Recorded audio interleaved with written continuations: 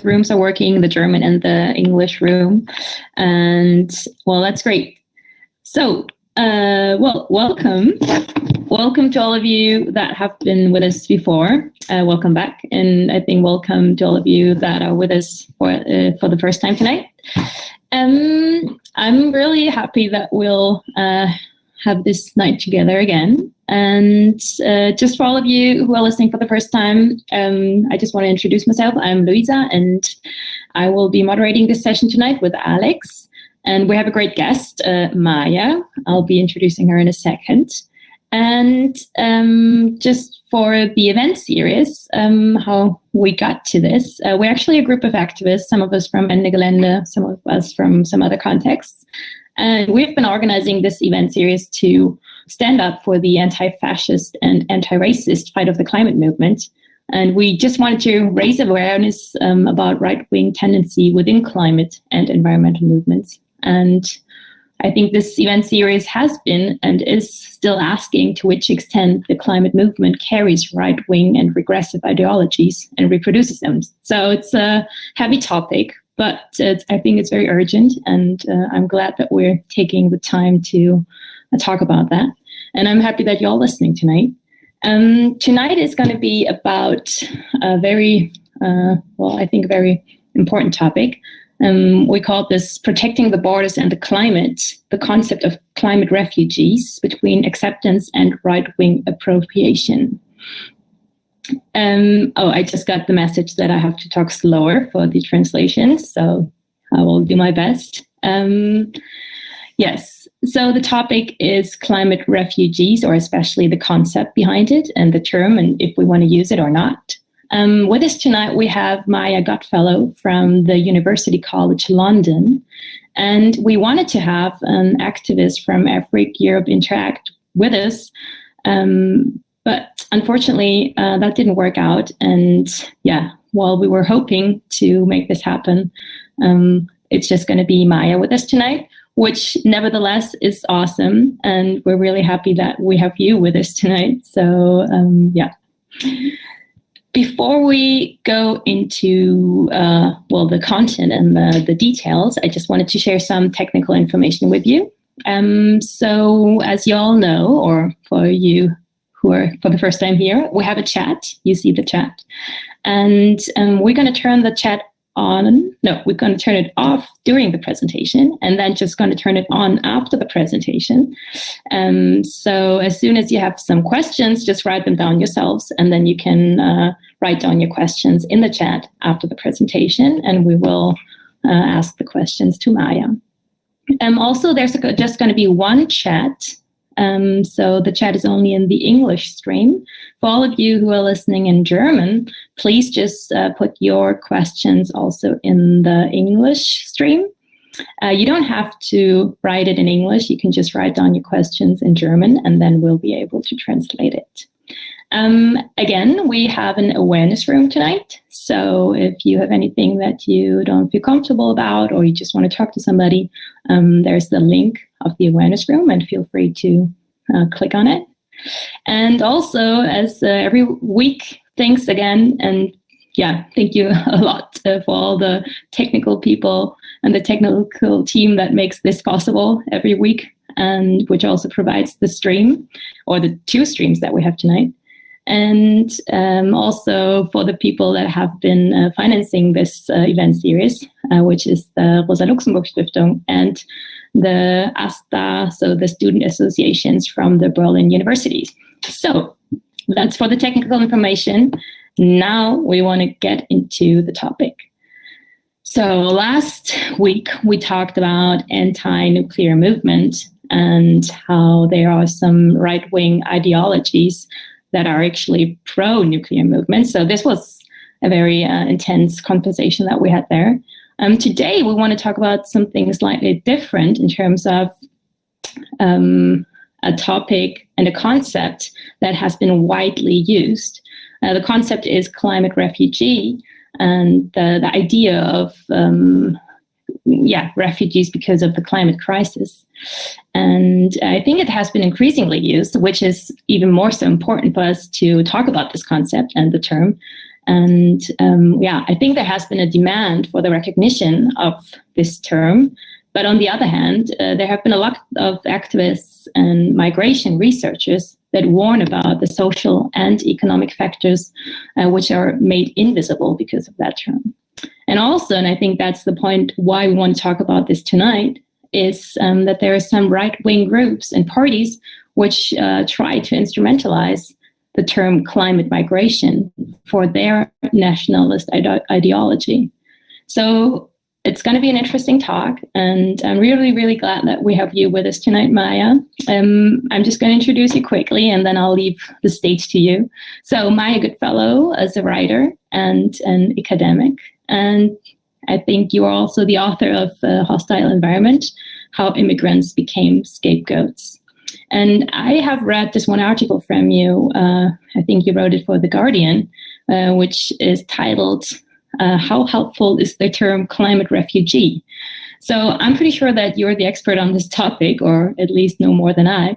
And I'm giving you the stage to talk about climate nationalism and whether there's actually a way that we can talk about climate migration in a way that doesn't treat movement as a threat. So thank you for being here with us tonight. And Maya, it's up to you now. Hi, everyone. Thank you so much for coming, and thanks for that introduction, Louisa. And to all of the people who've been involved in putting on an event like this. It's not easy, I know. You've got a whole technical team, there's translators who are accommodating me in my lack of German, so I'm going to try my best to go slowly for them. But as Louisa said, my name is Maya Goodfellow, so I'm a research fellow at SPERI, which is a political economy research centre at the University of Sheffield, but I'm also a visiting fellow at the Sarah Parker Ramon Centre for the Study of Race and Racialisation, which is at University College London. And these are both places where issues around climate and capitalism and racism are explored. And so my research is really primarily focused on thinking about the intersection between capitalism, borders, and racism. And so, as Louisa said, I've written a book about immigration, primarily in the British context, but a lot of the themes thinking about how anti-immigration discourses are constructed and reproduced, the impacts that has on people, how they are racialized, how they produce racism. A lot of that, unfortunately, overlaps with thinking about terms like climate refugee. And so what I'm going to do is I'm going to talk a bit about this concept, and I'm going to draw on the interviews that I've done speaking to academics and other researchers who looked into this subject. And I'm going to talk for around 30 minutes, and then we're going to have discussion questions. And I'm really keen to hear what all of you think about this subject, not least because there was supposed to be two of us speaking, and now it's just me. I want to hear different points of view. In particular, because I think there's a lot of different ways we can arrive at solutions in relation to the climate crisis and the other crises produced by capitalism, and thinking about borders and migration and how these are constructed in political debate. The solutions aren't settled, they're contested, they're up for debate. So I'm really sort of coming to this not with all the answers. Don't turn off, I have some things to say, but I'm not coming with a roadmap, I suppose, for what we do next. And so, I want to hear what everyone else thinks about what I've said and how we can think about bordering in relation to climate. So just to get us started, what I'm going to do is I'm going to break down this next 30 minutes or so into 4 different parts. So I'm going to briefly start by thinking about how this term, the climate refugee or climate migrant, how this has been used in the mainstream political debate. And then I'm going to touch on how some people might begin to conceive of this term climate migrant or climate refugee. So what exactly is meant by this? What decisions or lack of decisions have there been around how we can conceptualize and understand who would constitute a climate refugee? And then I'm going to turn to some of the critiques in the existing literature. So critiques about how this term has been understood, how this links to existing terminology around migration and asylum, because I think it's really important that we understand this doesn't exist in a vacuum, it exists in a much broader context, and think about some of the identifiable limitations of this term.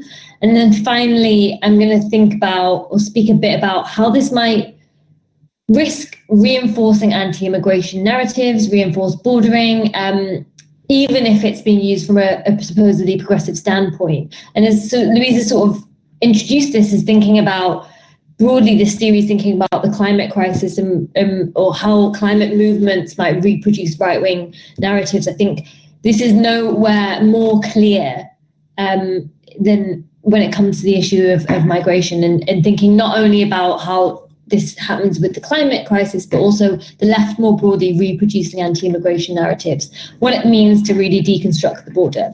And so then we'll move on to the discussion. So firstly, I think it's useful to begin to think about how there's been an increasing focus on this concept of climate refugees, in particular from politicians that might be described as liberal or mainstream. And so, as you'll see from the slide here, in 2015, although this slide actually, this photo here is John Kerry making the similar point 3 years later, so that tells us it's not going away. But in 2015, John Kerry, who's the US Secretary of State at the time, told a conference, and this is a quote, "You think migration is a challenge to Europe today because of extremism? Wait until you see what happens when there's an absence of water, an absence of food, or one tribe fighting against another for mere survival." So this is at the time of the so-called refugee crisis, and you see this really alarmist, really racialized language coming from John Kerry around the supposed threat of people fleeing because of the effects of the climate crisis.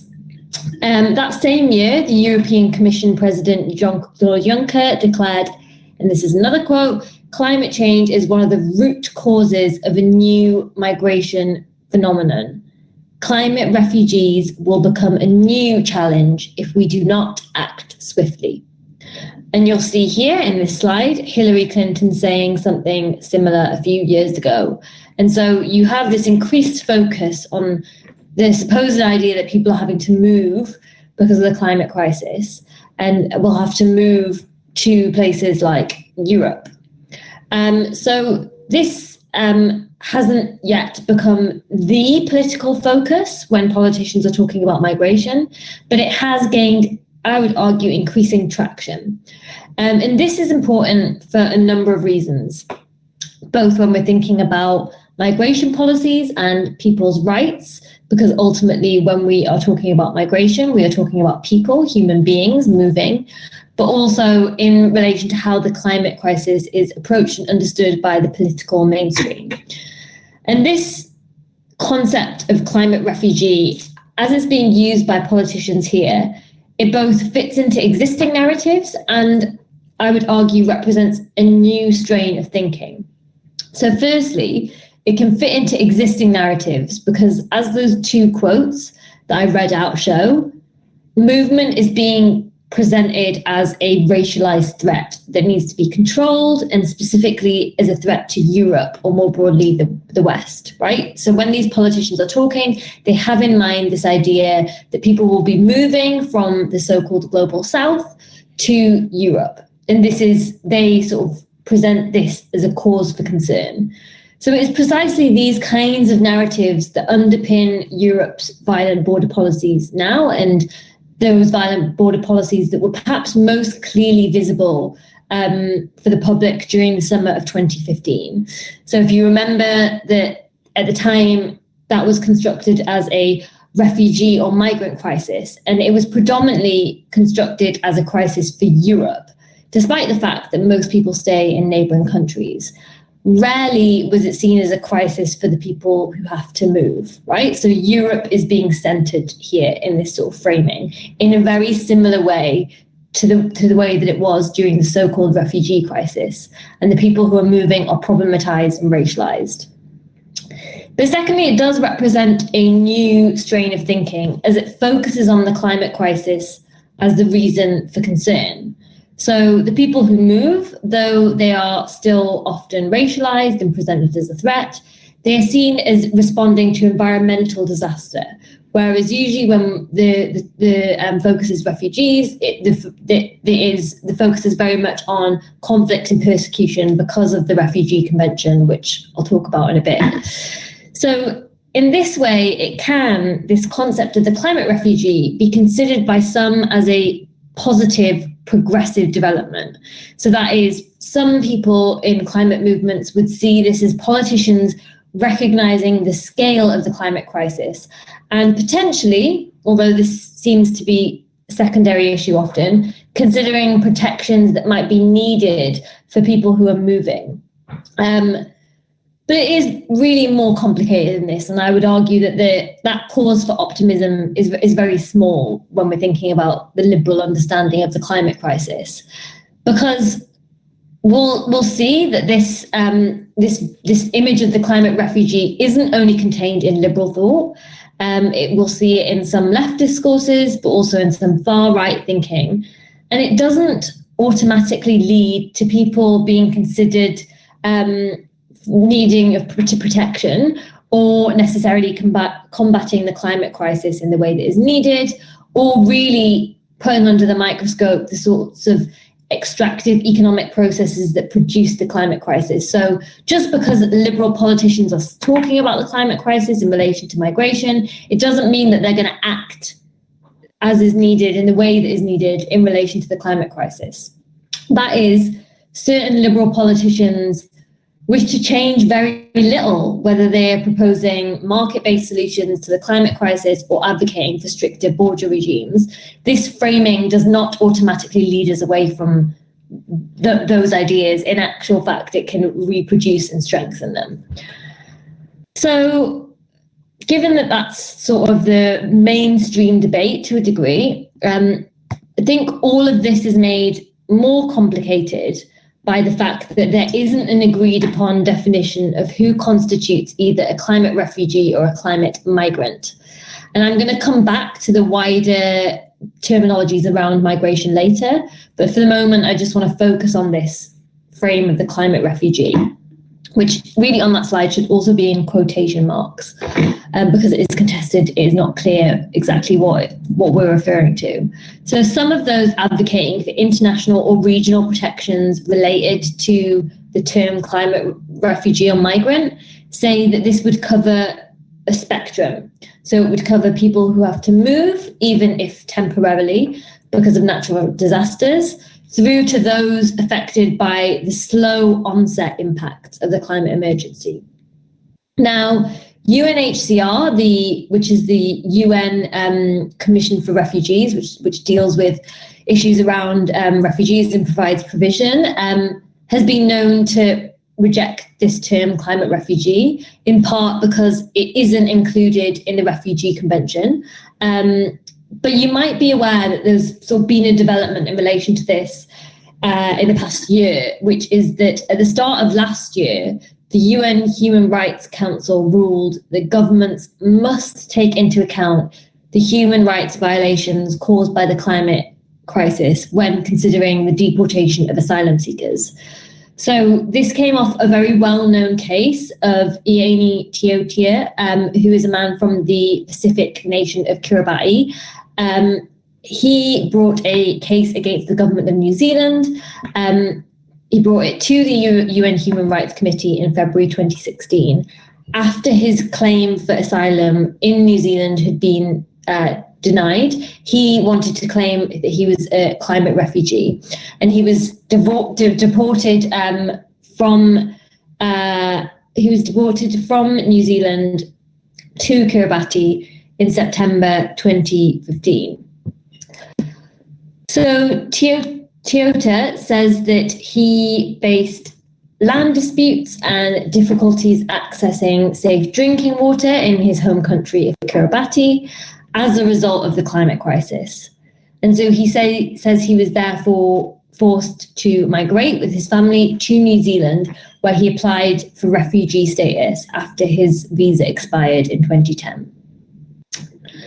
But the committee found his deportation hadn't been unlawful. So it had not been unlawful because he didn't face immediate danger to life. So the UN committee said the deportation was lawful. Instead, it recognized that climate change is represented as a serious threat to the right to life, and that therefore decision makers need to take this into account when examining challenges to deportation. So this is very specifically about challenges to deportation. It is not about, they're not saying change the Refugee Convention or anything like that. Therefore, claims, they say, might be successful, so attempts to challenge deportation, where the evidence shows, and this is a quote, the effects of climate change in receiving states may expose individuals to a violation of their rights. So this shows us a number of things, including how the climate refugee could function, or the role climate could potentially play in future asylum decisions beyond just deportations, if it was to somehow be, some agreement or some kind of international instrument around the climate refugees. But it also shows us how, as with, asylum decisions under the Refugee Convention, how these decisions are contingent upon states recognizing and agreeing with that there is a threat or that there is enough evidence. So what we can see here is that it's constrained, it's decided by states, your right to asylum, and the same would be the case with the climate refugee, but you would have grounds to apply and then appeal, which don't exist at the moment. The UN, one of the problems, I would argue, is that the UN is an international organization that provides services to refugees and makes decisions such as this, but doesn't necessarily overrule countries always. So it is composed by states and it gets a portion of its money from them. And so you get into this tricky situation with the asylum system more broadly, where you have to really prove your right to asylum. The burden of proof is often very high. And so there's a risk that if you slotted the framing of the term climate refugee, if it was given international standing, you would reproduce this. That isn't necessarily an argument entirely against it, as some people would say this would still provide some form of protection, but it would slot into a very flawed system already. But I think this particular case also shows the problem of the bordering system in its entirety, so that people have to appeal on these grounds, but also that people don't have the right to stay where they want, which is what happened in New Zealand. You have to apply for asylum because you don't have the right to stay under the existing immigration system. So even if the term climate refugee were to be formalized, it maybe would slot into this existing system, or it could be a problem if it did, because of the limitations of what this might look like. But some of the thinking about the way this debate is constructed is really also important to note that when we are thinking about this term, some of the very people who might fall into this category have rejected this term, saying that it strips them of their humanity. And different countries have had different approaches. So if we think about some of those low-lying countries that are really at risk of the climate crisis, we see that Kiribati appears to have some interest in some kind of international agreements that would allow for people to relocate, whereas Tuvalu worry about how richer countries might force forms of relocation. So essentially what the power would look like between states. And this really brings us to the scholarship on the subject, because there's a lot of scholars working on this subject, and there's quite a lot of evidence suggesting that this isn't a useful way of conceiving of movement at all. So I want to spend a bit of time thinking about why that is. So here I want to think about the critiques of the term. So one of the most important things to note is that contrary to what certain politicians claim, if people do have to move because of the climate crisis, and we know that people already are having to move and have had to move for a long time, that movement will likely be, or already is, regional or within countries.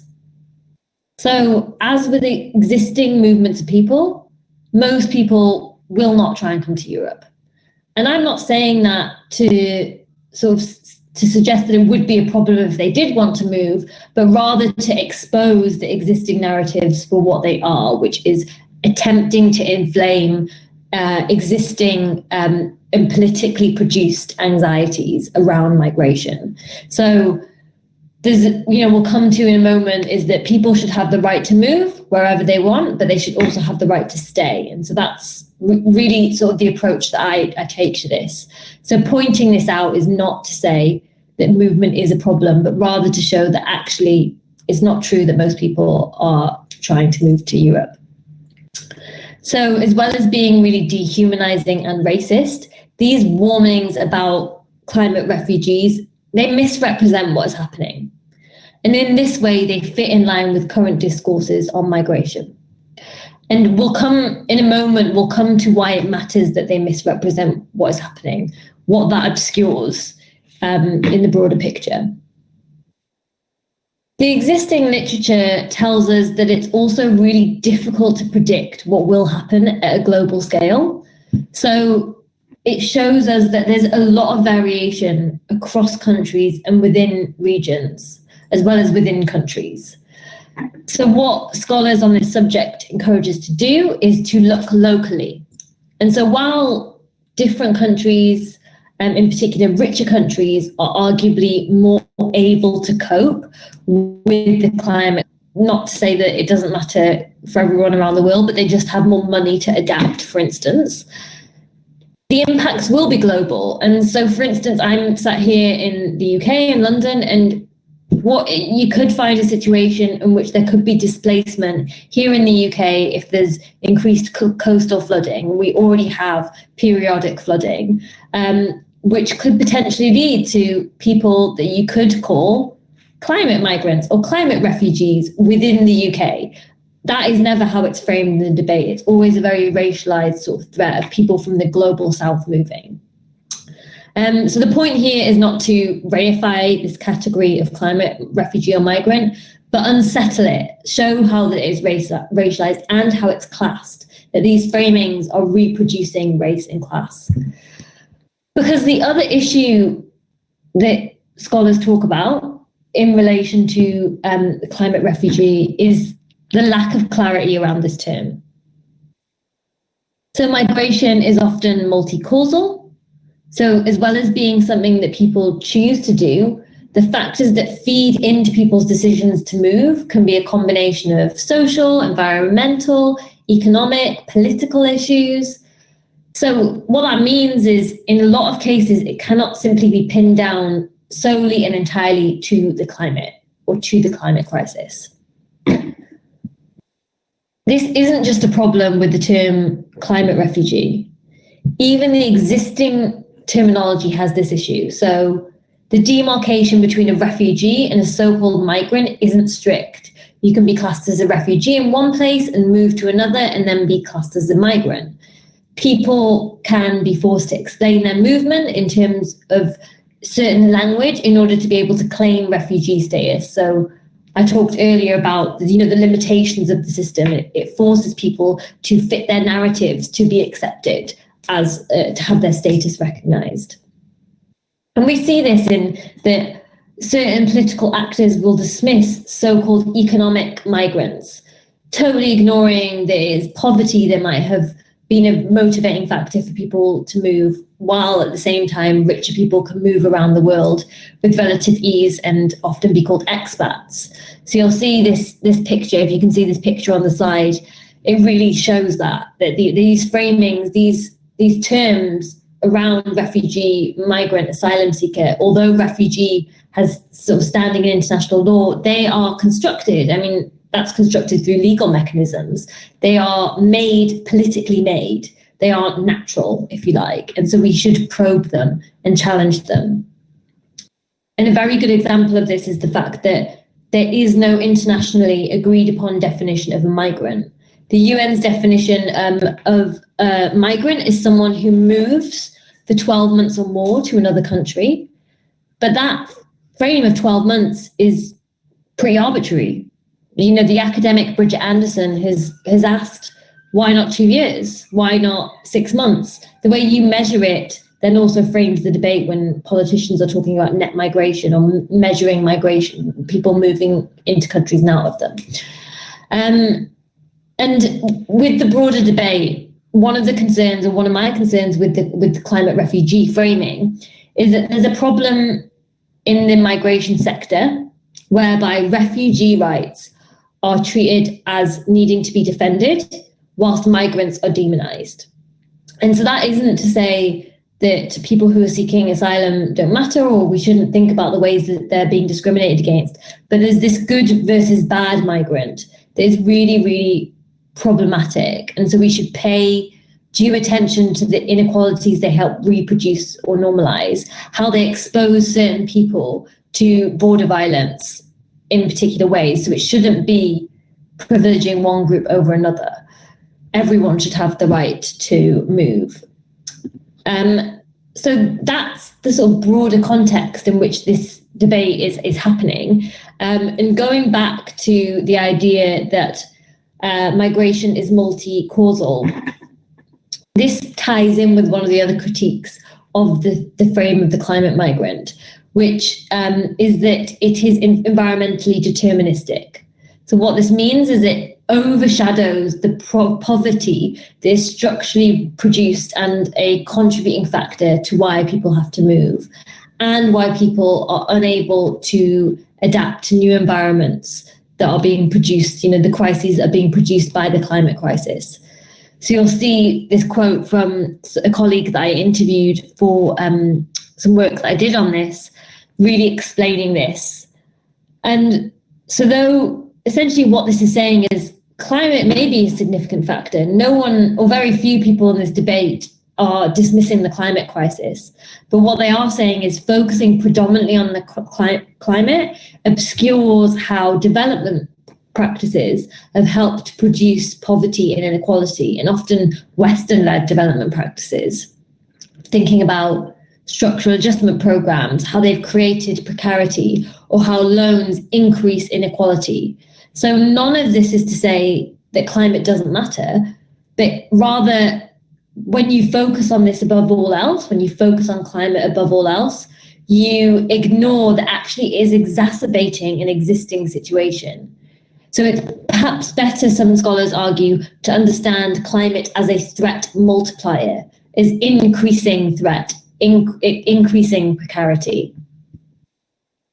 So what we can see from this is that poverty and the climate crisis are connected in many ways. We know the countries least responsible for the climate crisis are often those suffering its worst effects.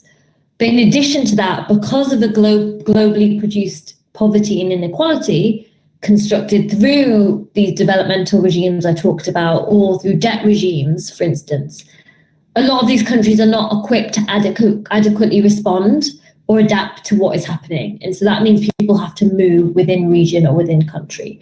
So really, poverty and inequality in the climate crisis are in so many ways inseparable.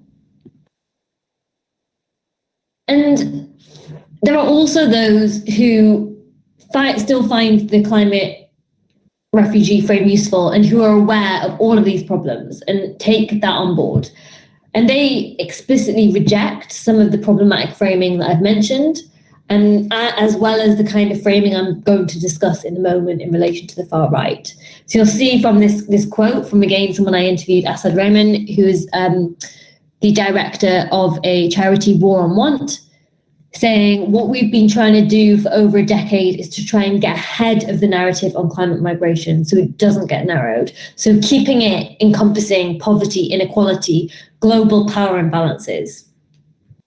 They make it clear that part of the debate at the moment around climate refugees is not only including poverty and inequality, all of these factors that I've mentioned, but something that I mentioned earlier, and it was Asad who said this to me that it's stayed with me, is that all of this, whether we're thinking about climate crisis or whether we're thinking about migration more broadly, what we should be trying to do is make a world in which people have the right to move, everyone has the right to move, but people also have the right and the ability to stay if they want as well.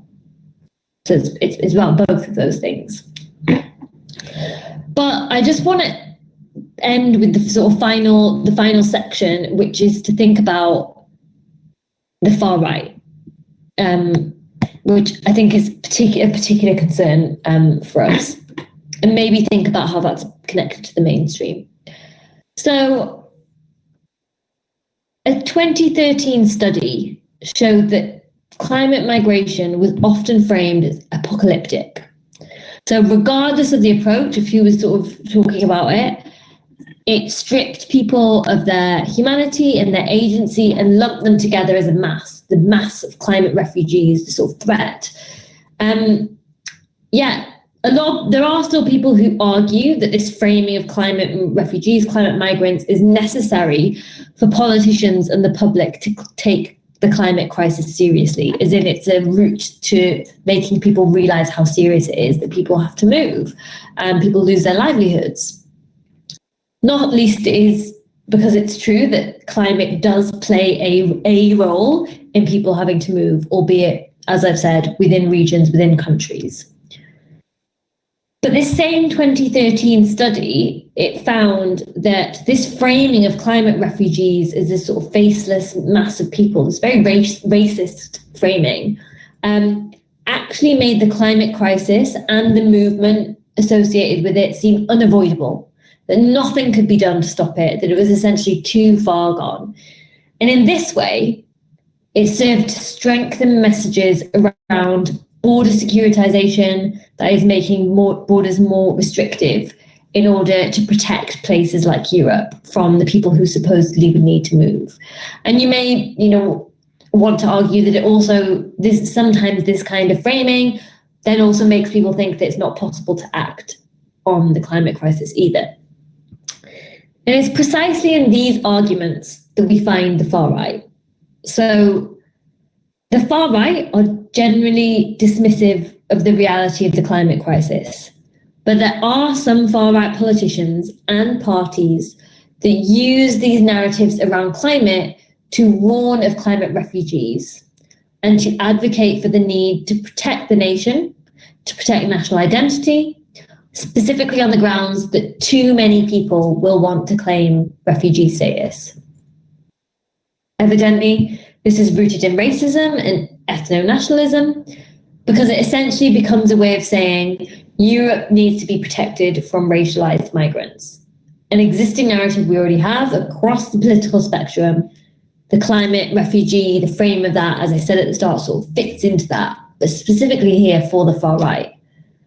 It could be that we see this is something that is increasingly used by the far right in the years to come. There is a sort of thinking about these trends of eco-fascism. You could see how that, unfortunately, would be potentially quite a useful framing for them in a sort of perverse way.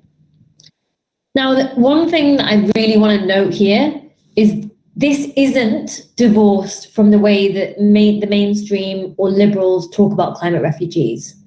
I would argue the two are intimately connected, because we can see a form of this articulation of threat from politicians such as John Kerry, who I mentioned at the beginning. There are some potential points of divergence, of difference, which might include the mainstream accepting the climate crisis is real in a way that parts of the far right potentially never would. But one of the issues there is that the responses are often insufficient, as I've already said. So they will recognize the scale of the climate crisis, but they will not divest from fossil fuels. They will continue to invest in fossil fuels. They will continue to pursue extractive economic policies that are so deeply damaging to the environment and to people.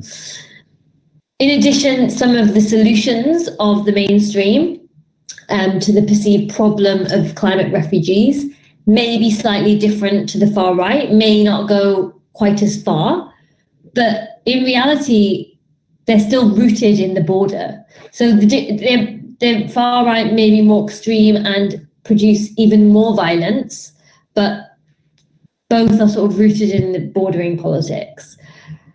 None of this is to excuse the positioning of liberals, but rather to know, the connections and some points of difference between the far right and the liberals.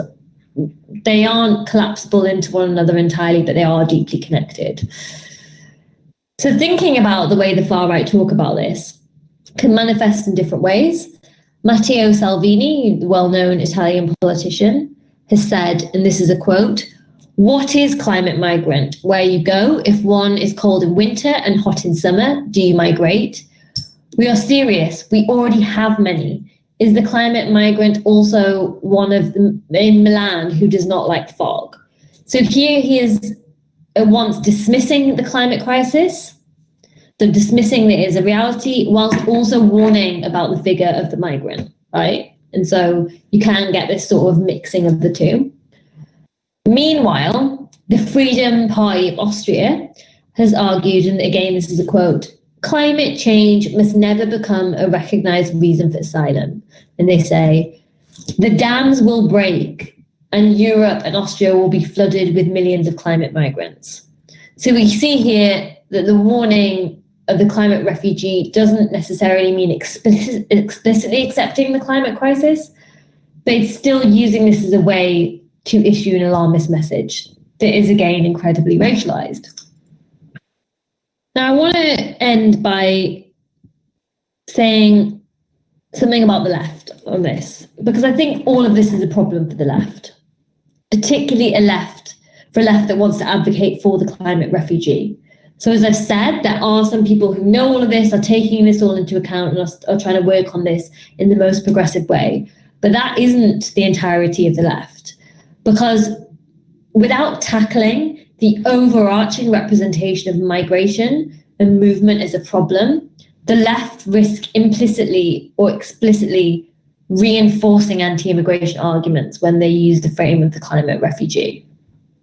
So all of you will know much more about this than I do, and so I'm maybe at risk of even talking about this, but I thought it was worth mentioning, and you can correct me if I'm wrong in the chat, that the Green Party in Germany did have a proposal to admit climate refugees, in particular people living on low-lying Pacific islands, through the idea of a climate passport. And this was, I believe, met with quite an anti-immigration backlash. I saw a lot of criticism in certain quarters, and that itself is not a reason to not pursue such a policy, but neither is such a proposal sufficient enough given the broader anti-immigration politics that exist. So anti-immigration politics has to be confronted in all of its forms. And this is why when certain climate activists, in particular people of colour, are saying the climate movement has to be explicitly anti-racist, this includes thinking about racist bordering practices and borders then in their entirety. This can't be solved by separating out the refugee from the migrant, because we end up with the good versus bad framing that I talked about before, where some people are treated as legitimate and right and others as a problem.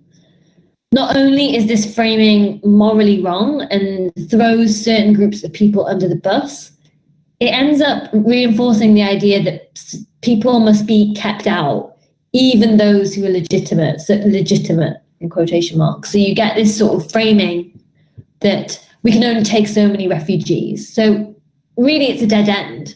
It will benefit some people, yes, but not everyone, and we should be fighting for everyone, not just some. So ultimately, reinforcing the border in any way is a problem. This concept of the climate refugee could be a step toward dismantling the border and thinking about how we would do that. As certain activists are thinking, it could be a way to give protections to people and try to combat anti-immigration sentiment. So thinking about it as a sort of positive reformist measure as opposed to a negative reformist measure. But it could also be a way to continue advocating for some at the expense of others. Or even worse, it could be a way to simply further entrench border securitization. So there is a world in which this framing of the climate refugee can be used to take more positive steps towards a fairer world for everyone.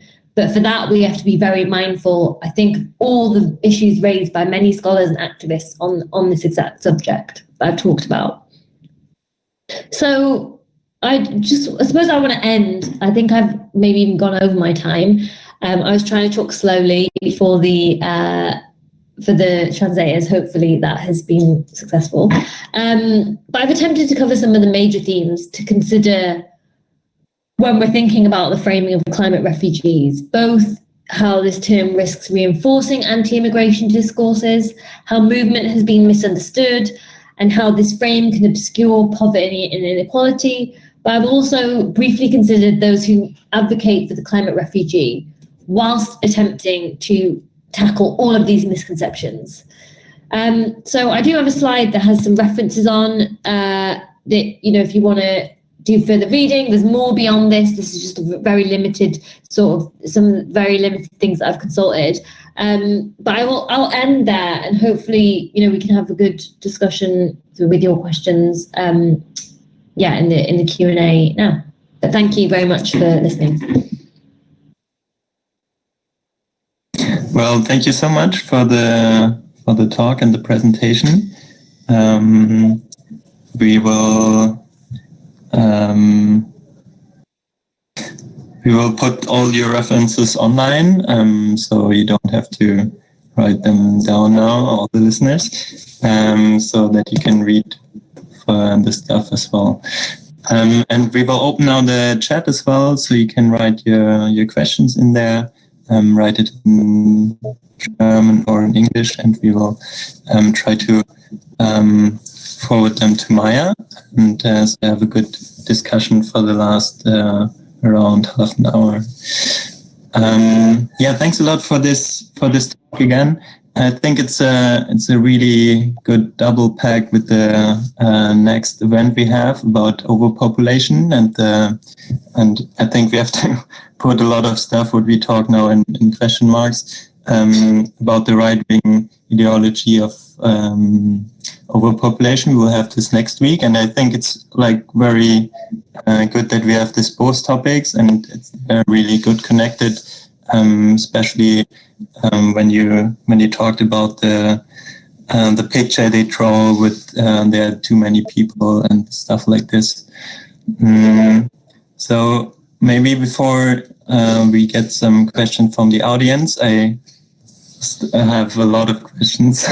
So, and I really loved your talk about this, and especially that we take a deeper look in this concept. Maybe you could say again under which circumstances this concept could be reformable, and with this also why it is so attractive for, say, left-wing or a kind of left-wing-ish NGOs to deal with this concept. Because if you look at, for example, Greenpeace and stuff like this, they are really dealing with this concept, and I'm not sure if they deal in this way how you described it. Yeah, I think that is a really good question, and I can't give the definitive answer, but I would say one of the reasons, at least the thing that I found when I was talking to people about this, that it's attractive to certain sort of thinking on the left, or this sort of a two-pronged reason. One is that there is a lot of understanding that the Refugee Convention is in many ways so limited that there's so many people who should be afforded protections if we sort of take the bordered world that we have as a sort of given. And so they would say, well, if we can expand certain ways of understanding refugees, there's a big debate around those who say, sort of tamper with the Refugee Convention, and those who say, no, you need something new. But I think that a lot of people do see that the Refugee Convention is so limited, that this is one way to think about how you can expand protections. And I think that it's also that it's sort of, it's true that people have, so as I said, it's very complicated, the multi-causal, the many reasons why people move, but it is true that people are having to move because of environmental degradation. And so there is a reality in which it does that really matters. It really matters that people's livelihoods are being destroyed, that people's homes are being destroyed, that people can't work on, like, do the kind of work that they did, whether that's agriculture or otherwise. So in a way, it sort of makes sense for the left to care about that, because if you care about internationalism and global inequalities, then you should care about the fact that people are being forced to move. But I think that I've sort of, as I've explained, there's often a problem with the climate movement of not really sufficiently engaging with the existing debate on immigration and thinking about how they will reproduce these kinds of frames. And so, yeah, I think it's a very good question about why the left, I think because the left is concerned about the climate crisis in the broader sense, that's part of the reason why. And thinking about it being reformable, I mean, the circumstances in which it would, so some of the people that I've spoken to have said, well, if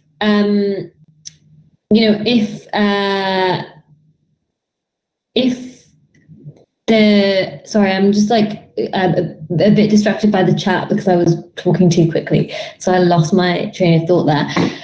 Thinking about it being reformable, there are certain people who have said that you aren't going to achieve this borderless world, or you aren't going to sort of fix the immigration systems we have. I mean, you can't really fix them because they are exclusionary. But recognizing the huge scale of that challenge, just how widespread bordering is, there's a shorter term, I mean, it's not really that short term, but there is a shorter term sort of goal or need in that people are having to move. And so what is an instrument whereby we can find a way to protect as many people as possible, or to give as many people as possible that right to be able to move safely, and without a situation where you continually reproduce massive refugee camps? People are like, end up living on those for huge amounts of times, or their whole life if they're born in refugee camp. What's a way that we can make movement possible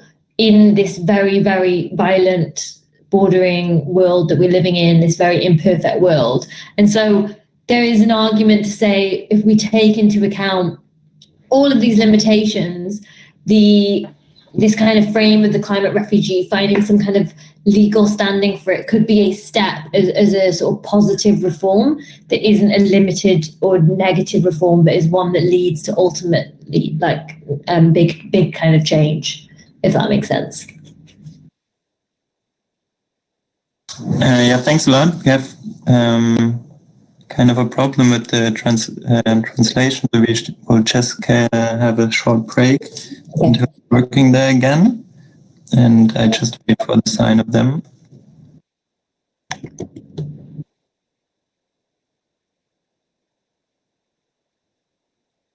I should have prepared some music for this, like. I was going to say, should I sing? But actually, I don't know why I would offer to do that.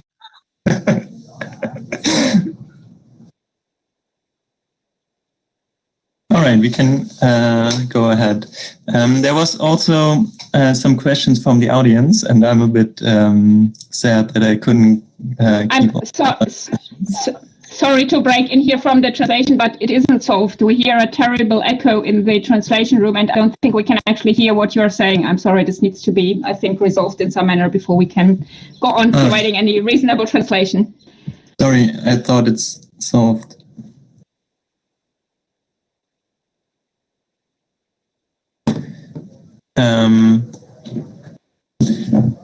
So maybe try if we speak in a slower way, if that helps, maybe.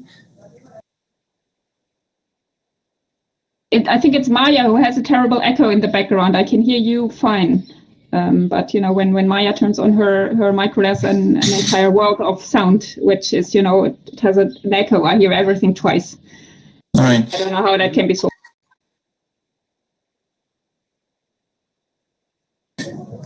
Maybe it helps if you switch to the stream and listen to the stream instead.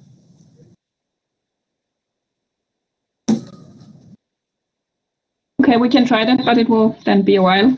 Just wait perhaps for a signal. Yes. So now you have to sing, Maya.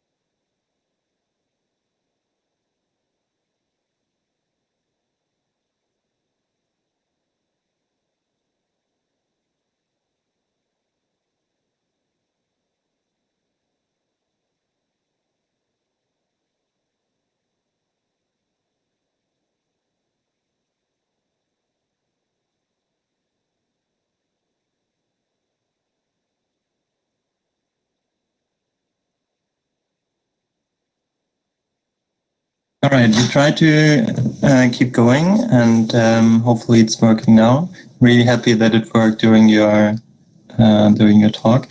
There was a question in the chat that you talked about the climate refugees, and that the concept is reproducing class and race. And the question was how producing class.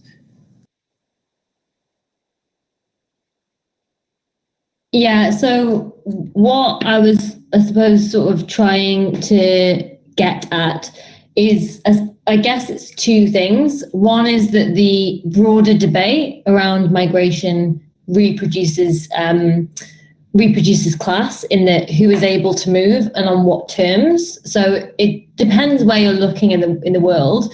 But what you find across parts of Europe, across some of the Gulf states, is that people, Canada as well, albeit in different ways, people are able to move. People who are on lower incomes are able to move, but for like time-limited periods, often on very poor rights. In the UK here, we have this investor visa where if you invest enough money in the economy, you can come and your rights are pretty decent. And so, you have this distinction between the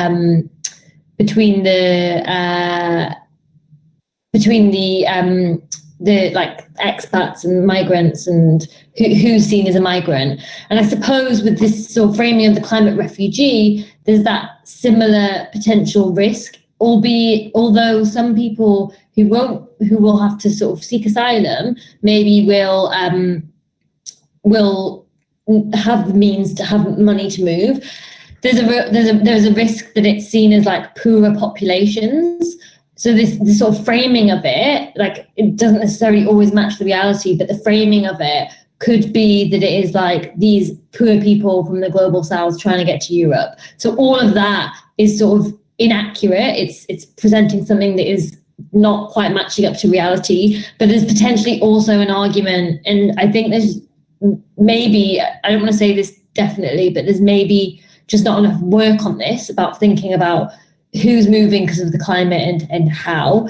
But there's also potentially an issue around it when it is within like a region or within a country, is people who don't have the means to adapt. And so that's both at a state level, but also at an individual level, don't have the ability to adapt or the money to adapt, and so have to move. And so there's sort of a class dimension to this. I think you said just the class. I guess the racialized element of it is sort of immediately apparent. But sometimes these things are working in tandem, right? And so I think the way we're pinning it down can be quite tricky. But that's, to me, it's sort of about the broader debate is doing that, and then how this could slot into that as well.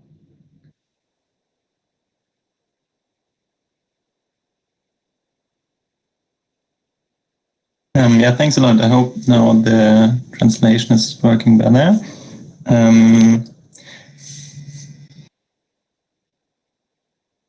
There was also the question how if it's easier to talk about migration in the case of climate than in the neo-colonialism way, and how you could compare this, and what does it tell if we compare this two views on migration or on refugees.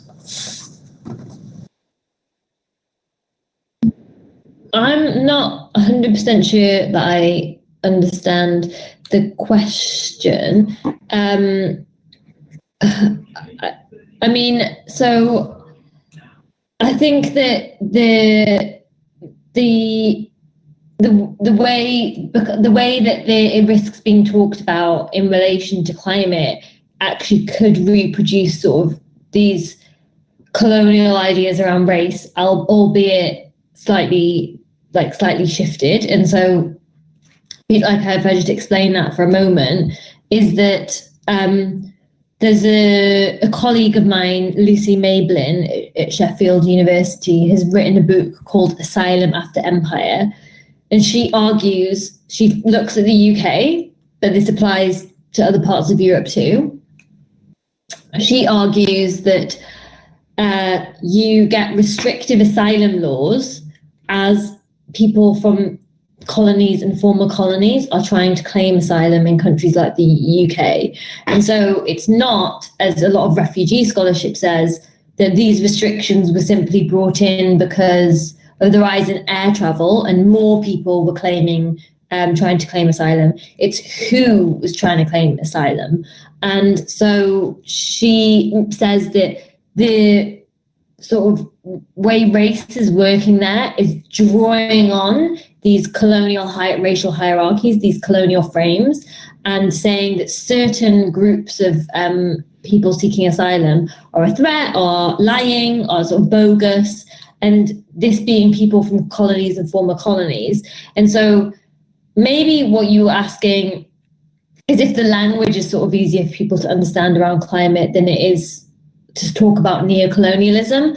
But I guess, and I don't know if that is what you were asking, but I guess we do need to move towards explaining and setting up an understanding of the fact that the climate crisis is disproportionately produced in richer countries, a lot of whom were colonies, and this is sort of a continuation of these colonial legacies, though it's shifting and changing. And you do see in the history of empire and the history of colonialism the sort of instrumentalization of the environment as a way to reinforce racial hierarchies. So you see colonialists talking about how white colonialists can better exploit and make use of the environment, whereas indigenous people, colonized people are sort of presented as at one with the environment in a quite sort of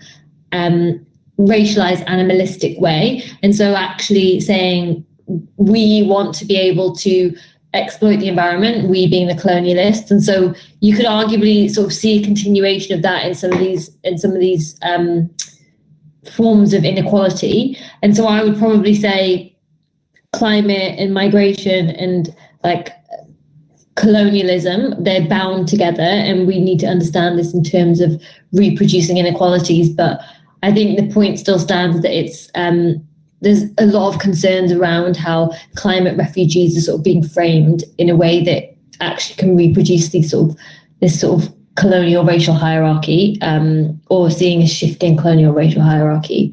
But yes, I'm not sure that totally answered your question, but if I understood it correctly. No, I think that helps a lot. Otherwise, the people can ask again in the chat if we got it wrong. There was also the question or the thing that some climate activists or groups are using this term to mobilize for more people and to like connect different kind of fights. So what would you recommend them to be aware of? And do you think it's like also there a risk of reinforcing the right-wing narrative, or would you recommend not to go in this trap again? Yeah, it's a very good question. I mean, firstly, from a sort of like basic point is we need to know our histories. Like, I'm primarily look at the UK, or have previously, and you have to know the history of anti-immigration politics in the UK, racism, like the legislation. You have to know that really well in order to avoid reproducing it. And so the climate movement needs to be equipped with understanding racism, anti-racism. It needs to understand what anti-racism is. It needs to know the histories in particular countries of anti-immigration politics in order to not sort of fall into these traps that I've mentioned. And you know, I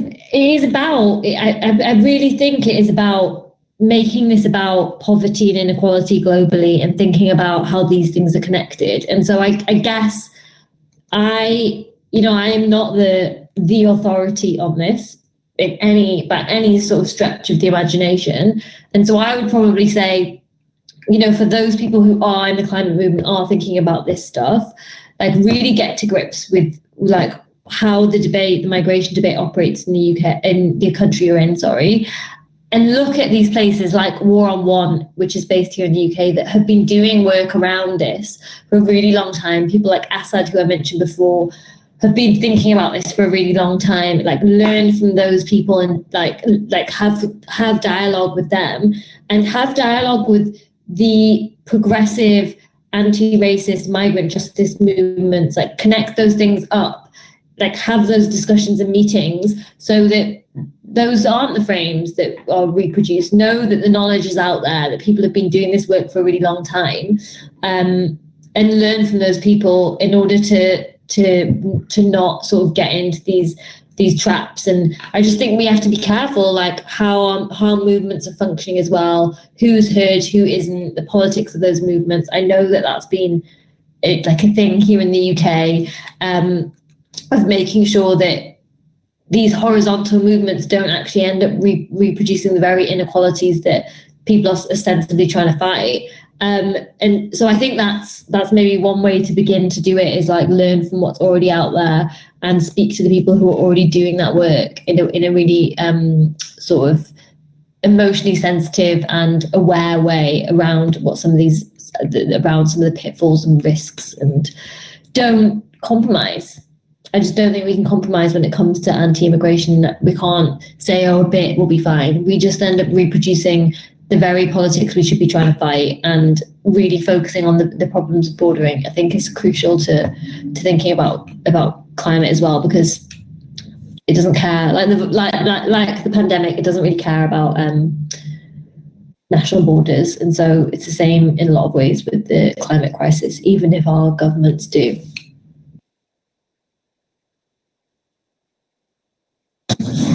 Yeah, thanks for your clear words on that.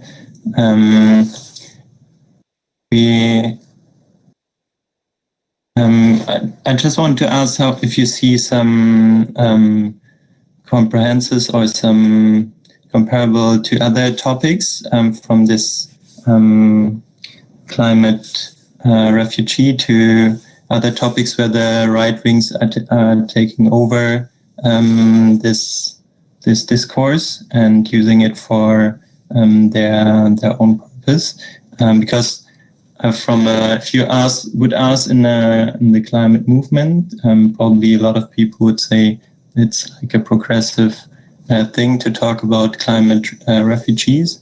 And do you see some other topics we have to be aware that the right wing is not using it for their own purpose? And where do you see similarities, and where do you see differences? That's such a good question, and I think I'm going to give a less than good answer. But when you were talking, I thought it's a really good thing to think about. And one thing that immediately came to mind, like sort of two things tied together, and maybe I'm too narrowly thinking about the British context. I feel like some of this is applicable to other parts of the world, but forgive me if it's too narrow. I think the way that the right and the far right have used ideas around so-called globalization and people's sense of alienation, they've sort of twisted economic alienation and presented it as a cultural issue. And I think globalization, like thinking about like the 90s and the debates there, it was basically the liberals versus the far right, and the left was there. You know, we did see it in some movements which were really significant, but really rooting economic exploitation, rooting the deindustrialization, rooting the forms of exploitation associated with that in global capitalism, and connecting up the struggles of people around the world. I just think that wasn't done sufficiently enough. And so there is some work by someone whose name escapes me, but who, there's work on imperialism, thinking about how the left, at least in the UK, didn't robustly enough connect up like struggles of garment workers in places like Bangladesh with struggles of people working in factories here in the UK, didn't really connect those up, but did at times play into like pitting them against one another, which is exactly what the far right did with these sort of globalization narratives. And so it doesn't have to be either by the far right narrative or buy into the liberal sort of everything is rosy, it's cosmopolitanism, gloss over sort of exploitation and the poor labour market regulations and whatnot. You can find a way of saying the struggles are connected without doing one of those things. And I guess that might be an example of where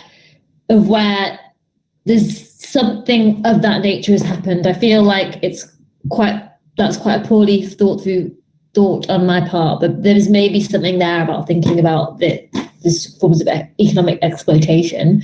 But it obviously does differ from the climate crisis in particular ways, I guess. But I think migration was also part of that. So it was sort of bound up with that. And the far right were very good at sort of capitalizing on that. And so with the right. And so, yeah, maybe it's just about being more upfront and clearer about what the work that capitalism is doing in terms of both climate and exploitation.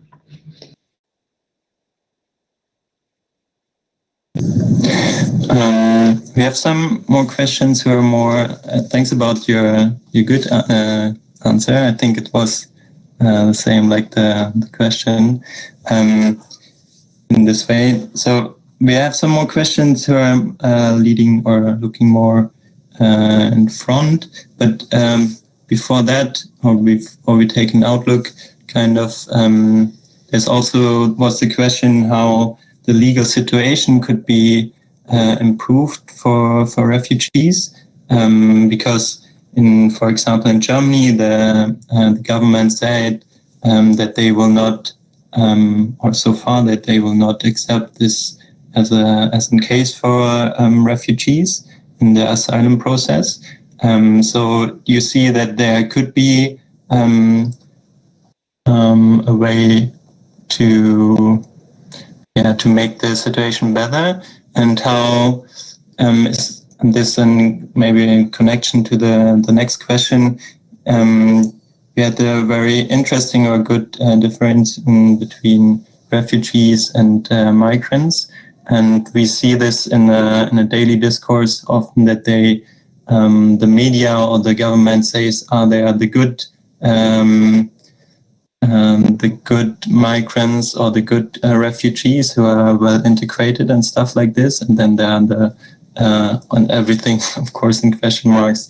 They're the bad asylum seekers, and we have to get rid of them. And so they're playing these two groups, and of course they're not two groups, but they make it to two groups against each other. So how would you see there like a connection to your concept?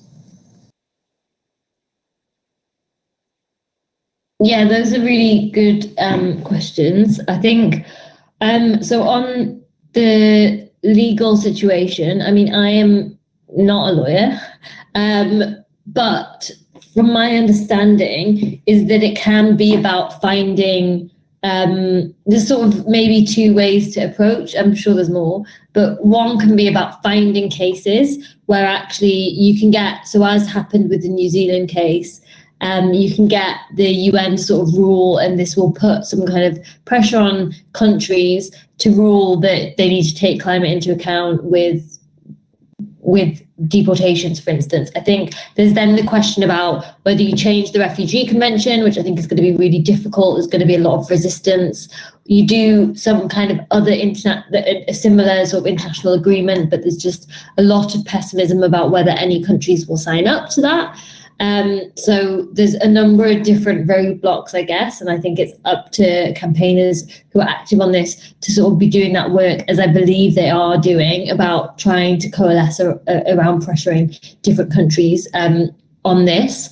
But I guess there's also just a question around needing to campaign, as is being done, around the rights of refugees already in places like Germany, in the UK, and all over the world, and thinking about advocating for better rights when you're waiting on your asylum claim, better rights when you've got your refugee status.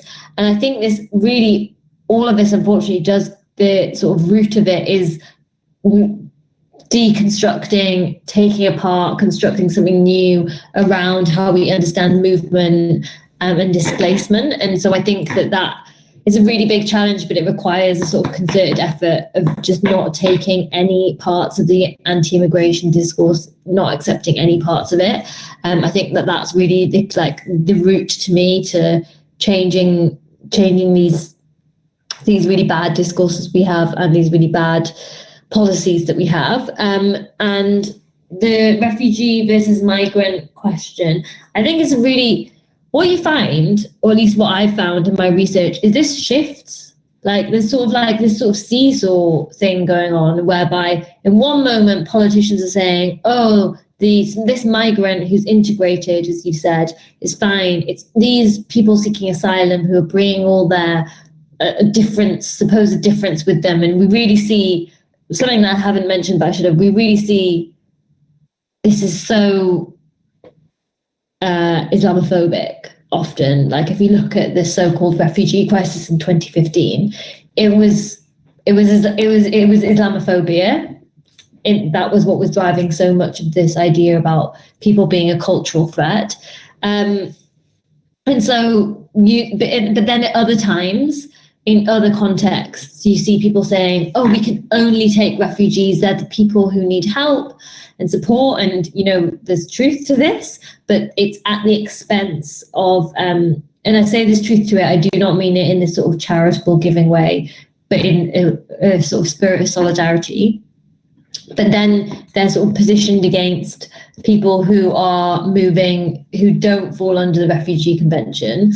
And so really that divide, I think, is just a dead end. It's not a useful way of understanding movement or understanding human beings. There is maybe an immediate necessity for some people to claim asylum, and that's the grounds on which they'll be able to claim safety.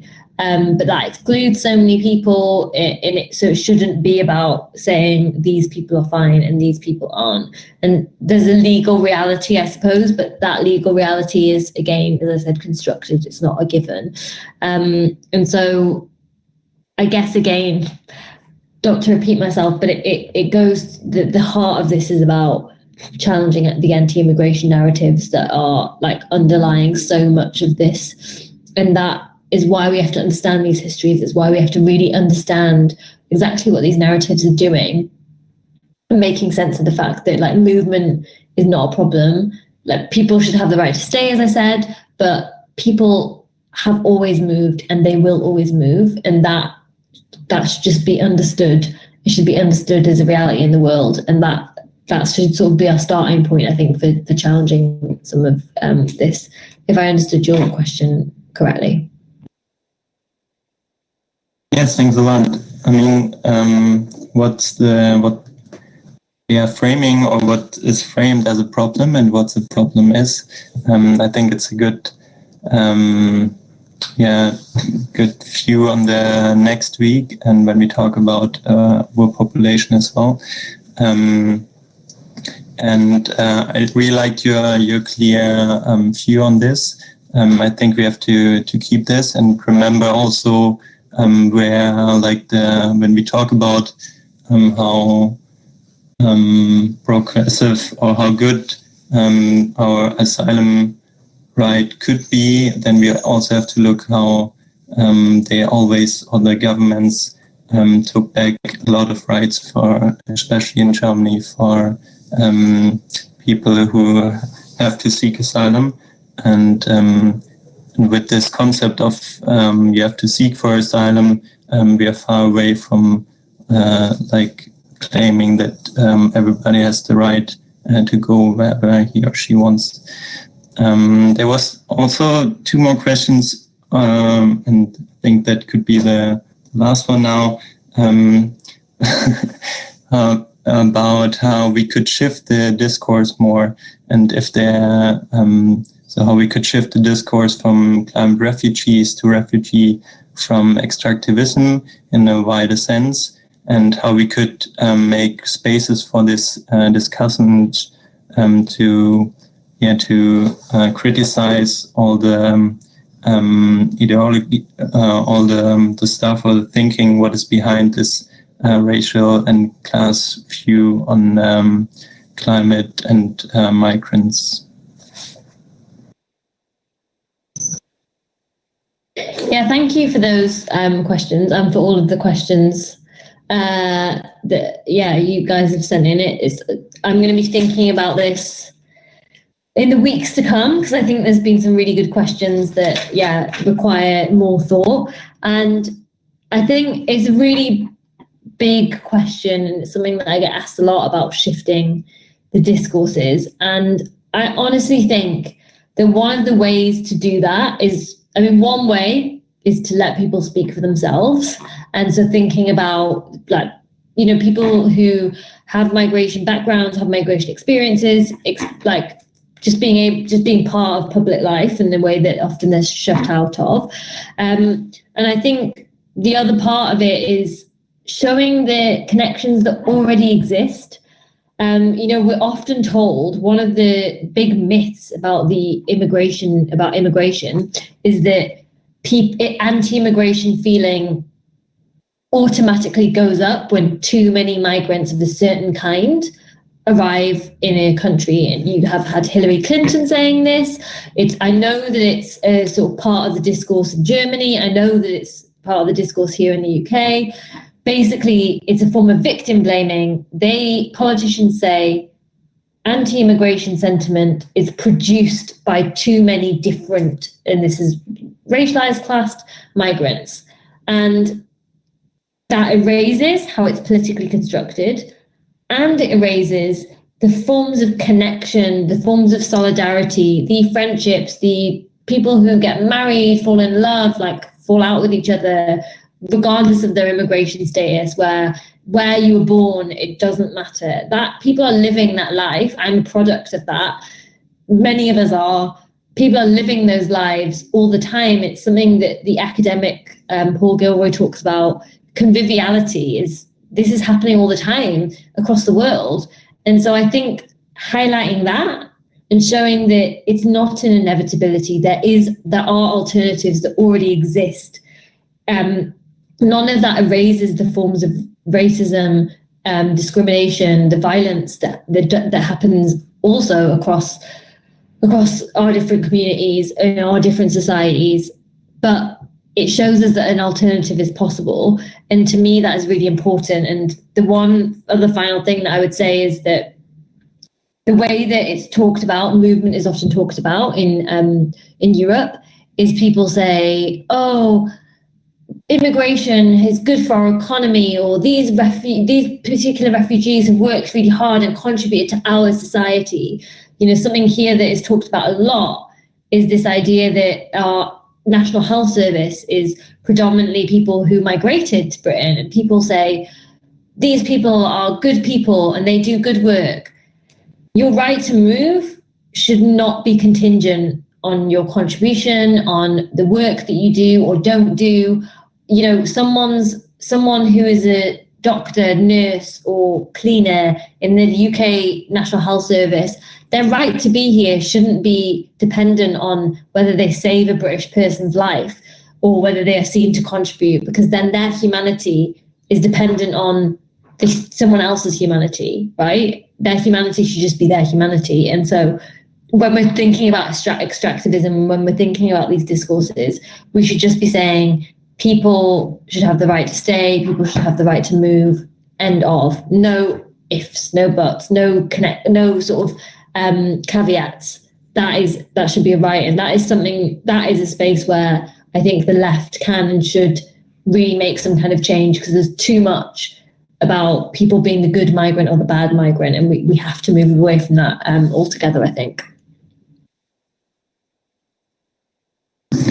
Yeah, thanks a lot for this clear statement at the end, and we're really happy as the group, but also at the climate movement to have you here with this talk, and to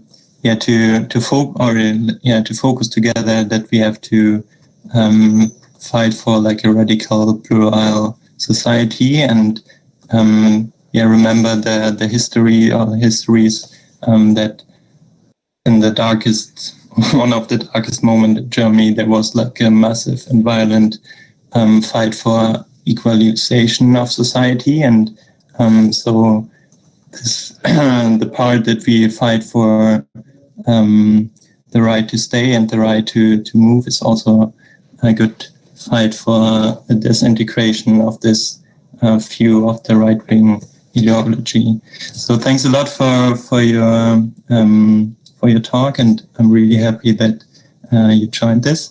And I will give now the word to Luisa for the end. And if you want to, you can have some last things to say as well. No, I just want to say thank you to everyone who came, and thank you so much to everyone who's organised this, and for the moderators, and everyone who's been involved. It's been a real pleasure, and like I say, I've got a lot to think about, so thanks for all the really interesting questions, and best of luck with all the campaigning work that you're doing. What we really need, I think. Well, thank you. I think now it's time to thank you, and also to all the people that were listening. And you just got the right words. You said for the people campaigning and the people out on the streets. And this is my point now where I do the advertising, not only advertising for our next events, which Alex already talked about a little bit, the one next week, and the two, I think. We only have 3 more events left. So we're happy to see you at the next week's events.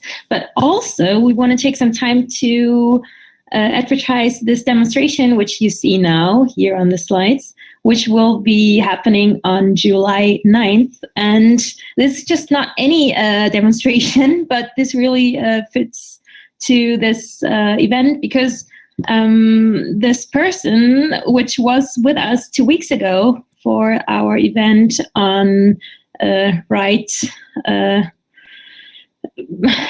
against activists, he's actually part of this Fridays for Future group in Bitterfeld, and they're just planning this demonstration against